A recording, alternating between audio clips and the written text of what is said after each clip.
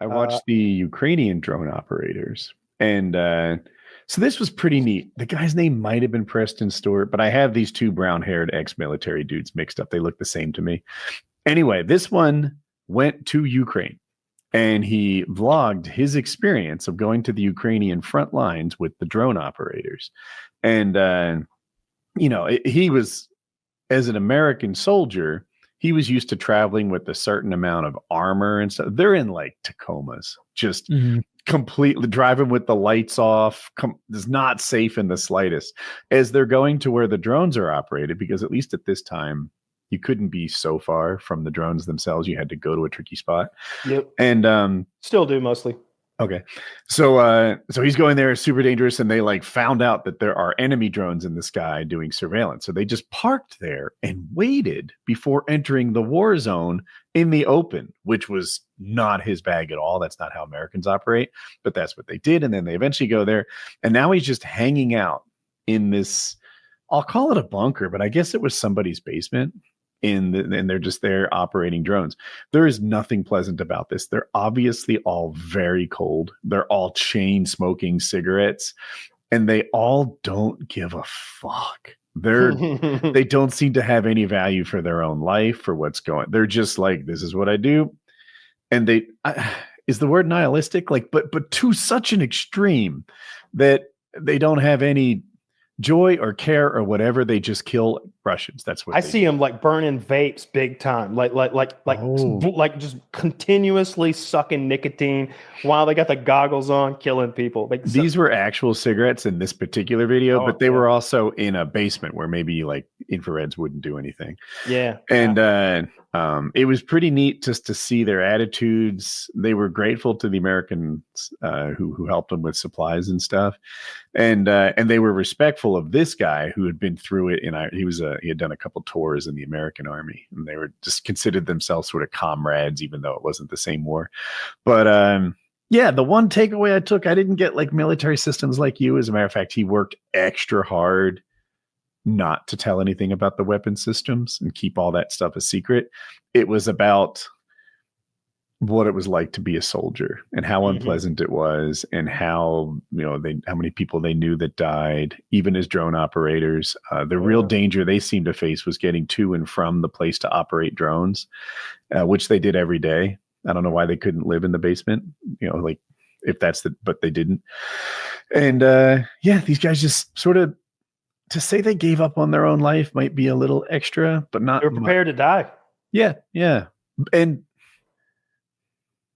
prepared to die, but almost nonchalantly prepared to die. Like, what are you gonna do? You can only be on high alert for so long. Right? You can only be at like a 10 for so long, and then you're like, so anyway, like the bomb goes off. Like, I get it. It makes sense. And then they need to reintegrate into civilization again at some point. And I bet Ukraine's going to they're going to have a generation of people who have some level of PTSD. Oh, for sure. Yeah. The Russians are creating both sides are creating this huge generation of people that are like that. It's and I don't think it's going to stop anytime soon. They keep talking about ceasefire, and I don't see any progress on that. And there's going to be a gender imbalance, right? Like, societies are best when there's an equal. There already is. Men and women. Look at they're in Poland. You want to find a Ukrainian woman? Go to Poland. They're those partying women in Poland. That's where they are. You think those women are going to come back now that they're living in a nicer country? Probably not. I would probably not. I mean, I wouldn't leave though, because I'm a man, Taylor. Not one of those weak women, those weak-willed women. No, I'd dress as a lady and I'd be in Poland. Polak. You'd be sucking Polak cock. I'd be the ugliest Ukrainian woman in all of Poland. Still, actually, that's how I would get out of having to suck cock. Yeah, they'd be like, not bad compared to Polish woman. All that belly hair. Taylor is girl name. It's true. So we're already kind of halfway there. And I've been told he watch sports, so he's already gay. I'd be like, boys, check out this happy trail. Now this is a woman. Yeah, that's true. It's pretty aggressive on the chest. A lot of nipple hair. It's okay. Small boobs, hairy belly. A lot of nipple hair on this gal. The drone guy said that he's like, if it's an American, we always take them we always take them prisoner. If it's a Ukrainian, we almost always take them prisoner too. Even though we're at this war, we see them as almost like like brothers who are misguided and have lost their way. That was his viewpoint on it. He's like, but Germans, no. We don't take German prisoners. And he was like, there was a time for the last 50 years, our education told us when we fought Germany in World War II, it was the Nazis that we were fighting, not the Germans. And those were two very different things. He's like, 50 years of goodwill wiped out as soon as the Leopard tanks showed up. He's like, now none of them get taken prisoner. He's like, and he named other like groups, anyone from a foreign country. He's like, why are you here in our business? We're not taking them prisoner either. But he also said something really interesting. There was a private company making drones for the Russian government, and they came up with this drone called the Pig Ripper or something like that. They're like, yeah, it's called the Pig Ripper. And they're like, no, the fuck it's not. No, the fuck it's not. Rename it the HB3 or some shit. We're not going to put a weapon on our battlefield against the Ukrainians called the Pig Ripper. It looks bad. This is bad optics, like that. Guys. Yeah. Make it the H-2504 combat drone. That's true. His point of view on it was so telling, and it was really interesting. I don't think that war's stopping anytime soon. Both sides are mad. I do like that mineral deal that Trump signed. And hey, look, we kind of shit on Ukraine.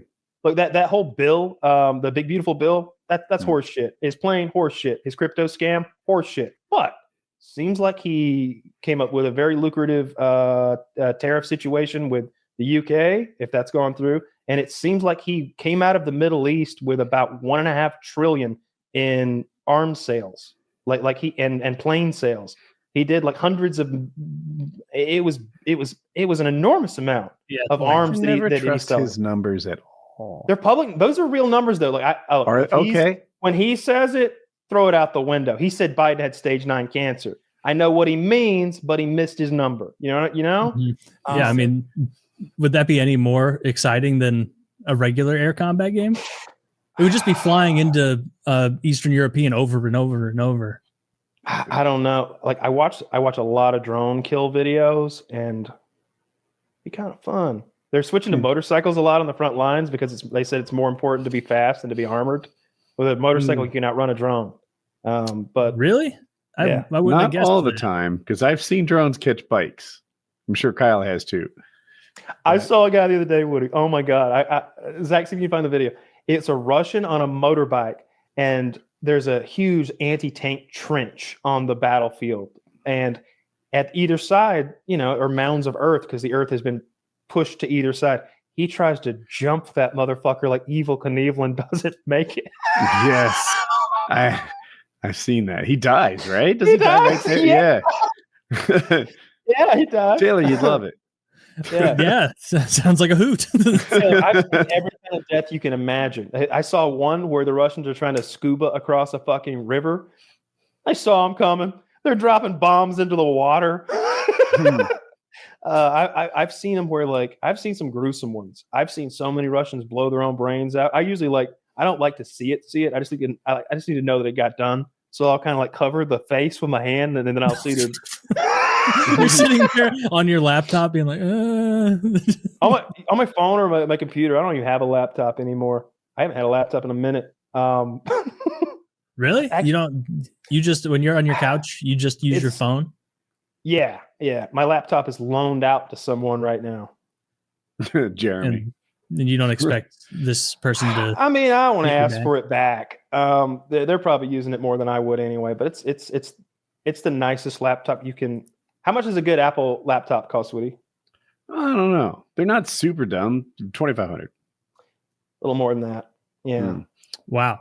You should get that back. It seems like a really good laptop. I don't need it though. Was it a gaming laptop? So you could it's either got probably a 3090. It had the best GPU available 2 years ago.